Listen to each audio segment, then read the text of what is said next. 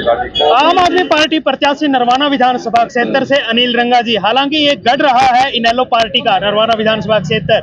यहाँ पर आम आदमी पार्टी का कितना वजूद है और कितना यहाँ पर अब की बार आम आदमी पार्टी अपना वोट प्रतिशत बढ़ाने में कामयाब रहेगा। अनिल रंगा जी, आपने पहले भी नरवाना विधानसभा क्षेत्र में देखा है कि इनेलो पार्टी का गढ़ रहा है ये, लेकिन आपको कैसा लगा कि भाई आम आदमी पार्टी में आपको जाना चाहिए? पार्टियां तो और भी थी, भारतीय जनता पार्टी है, कांग्रेस है, इनेलो है, तो क्या विचारधारा आपको पसंद आई?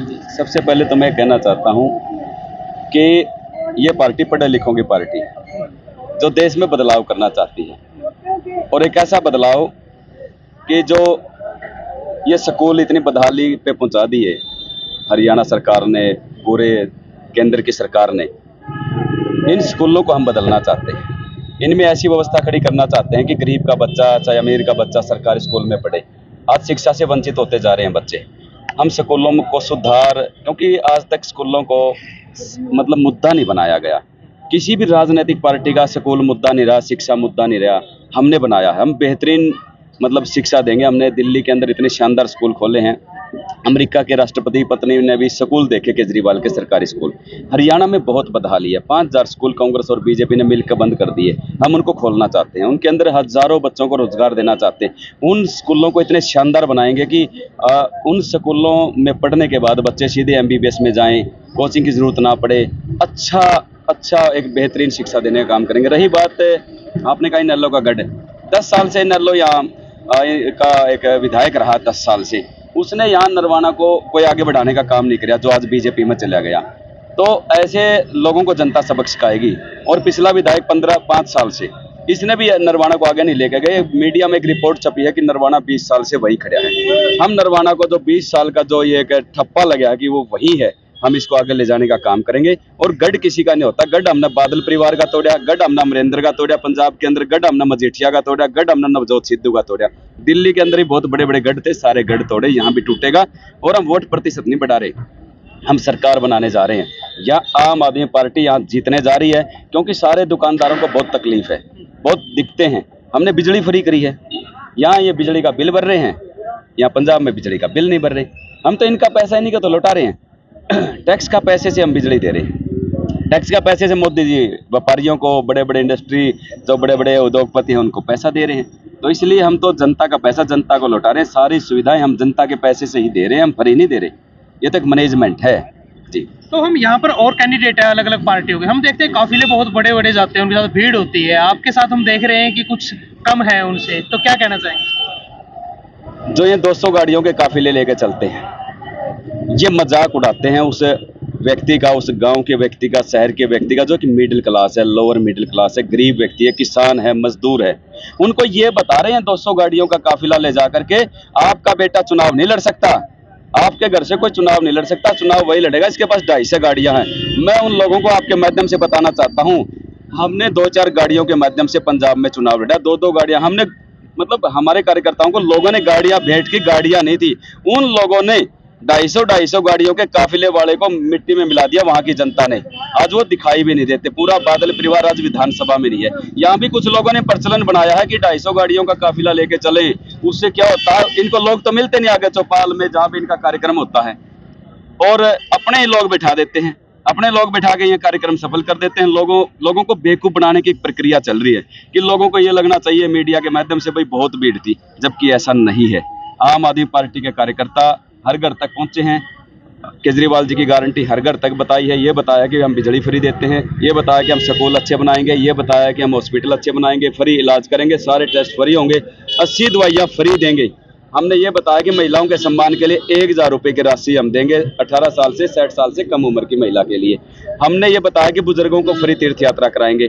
हमने ये गारंटी बताई है कि महिलाओं के लिए बस में कोई किराया नहीं लगेगा। 7 साल से दिल्ली में लग रहा है, 2.5 साल से पंजाब में लग रहा है। लोग हमें चाह रहे हैं, लोग नीचे नीचे बदलाव कर रहे हैं, लोग आगे बढ़ चुके हैं काफी। बदलाव के दौर में युवा बहुत परेशान है, बेरोजगारी इतनी बड़ी चरम सीमा पर है। युवा हमारे साथ है, युवा बदलाव करेगा। और युवा ने ठान लिया है कि अब की बार आम आदमी पार्टी सरकार बनाएंगे, क्योंकि आम आदमी पार्टी ने वादा किया है कि हम 2 लाख नौकरियां जो खाली पड़ी हैं उसको हम अब की बार देने का काम करेंगे। हर युवा के हाथ में हम रोजगार की चिट्ठी देंगे, इसलिए लोग हमें सरकार में भेजेंगे। धरातल पर जा रहे हैं, लोगों को कितना जोड़ पा रहे हैं आम आदमी पार्टी की विचारधारा से? लोग तो तैयार बैठे हैं, मेरे पास एडवांस में कार्यक्रम रहते हैं, लोग कहते हैं हमारे यहाँ आओ। कोई ऐसा गांव नहीं जहां मैं ना बुला रहे हूँ। मैं तो रात के 11 12 बजे फ्री हो पाता हूँ, सुबह निकलते हैं शाम हो जाती है। इतने लोग बुला रहे हैं, कह रहे हैं हम तो आपका वेट कर रहे थे। आम आदमी पार्टी का तो लोग वेट कर रहे थे, और लोग चाय पिला रहे हैं, प्रोग्राम करा रहे हैं, लोगों ज्वाइनिंग करा रहे हैं। हर गांव में, आप किसी भी गांव में चला जाइए, आम आदमी पार्टी की लहर है। हमारा साइलेंट वोट है।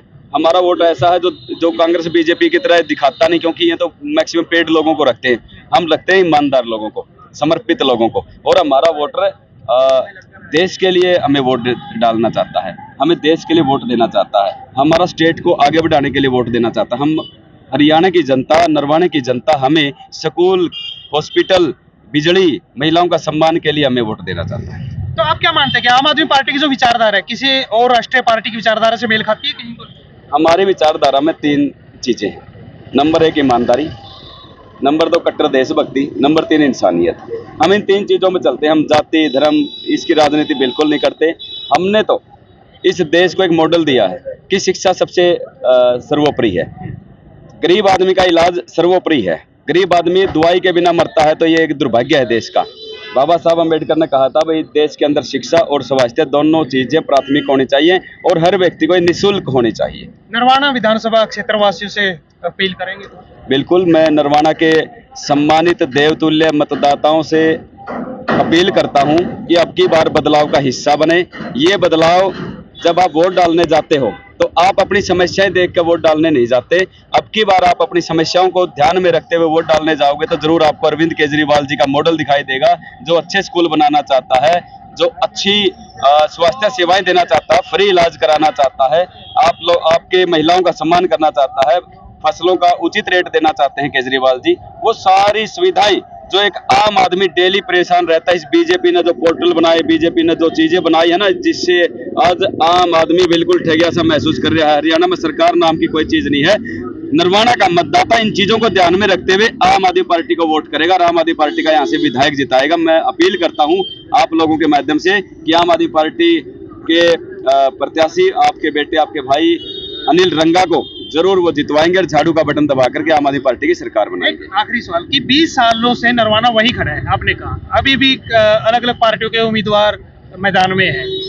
लोगों से इस बात को लेकर के क्या कहना चाहेंगे कि पिछले 20 सालों में नरवाना वही खड़ा है कि अब की बार वो किसका ध्यान रखे? देखो, मैं नहीं कह रहा, ये अभी एक बहुत प्रतिष्ठित अखबार में खबर छपी कि नरवाना 20 साल से विकास की बाट जो रहा है, और वो 20 साल का बड़ा दुर्भाग्य है। यहाँ पे ऐसे सत्ता पक्ष का अभी यहाँ से विधायक रहा, उसने कोई विकास कार्य नहीं करे। उससे पिछले 15 साल भी ऐसा ही सिस्टम रहा। अगर आम आदमी पार्टी की सरकार बनती है तो यहाँ एक हम पूरा बढ़िया शानदार एक हॉस्पिटल देंगे, फ्री निःशुल्क दवाई मिलेगी, 10 लाख से तक के ऑपरेशन फ्री होंगे। लोगों को लगेगा कि मेरे को कोई देख रहा है, मेरे को कोई संभाल रहा। आज समस्या ये है कि एक व्यक्ति ये सोच ही नहीं पा रहा कि मैं नागरिक हूँ ना हूँ। वो बेचारा असमंजस में है, पॉलीथीन लेके घर से निकलता, सुबह कहीं सीएससी पे खड़ा रहता है, जी मेरा ये ठीक कर दो, जी मेरा वो ठीक कर दो, लाइन में लगा दिए सारे लोग। कहीं उसको ये महसूस नहीं हो रहा कि सरकार मेरा ख्याल रख रही है। हम ख्याल रखने वाली सरकार देना चाहते हैं, बुजुर्ग का, युवाओं का, किसानों का, मजदूरों का, कर्मचारियों का। कर्मचारियों के लिए ओपीएस लागू करेंगे हम लोग, और एमएसपी लागू करेंगे हम लोग। आवाज उठाऊंगा मैं, मुझे जनता मौका देती है तो। हम वो सारी चीजें, यहाँ आवारा पशु बंदरों का इतना आतंक है, इनका उचित प्रबंध करेंगे, समुचित जगह इनको रखेंगे हम लोग। बहुत सी चीजें हैं, पीने का पानी नहीं, यहाँ पे गलियां सारी उखाड़ी हुई हैं। यहाँ का कोई भी लोग जिम्मेदारी लेने को तैयार नहीं है। प्रशासन नाम की कोई चीज नहीं यहाँ पे।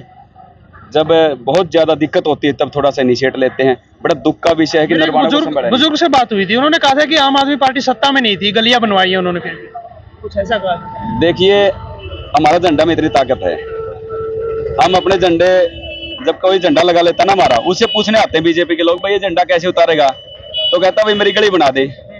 तो फिर उस झंडे को उतारने की एवज में गली बनाते हैं प्रशासन के लोग।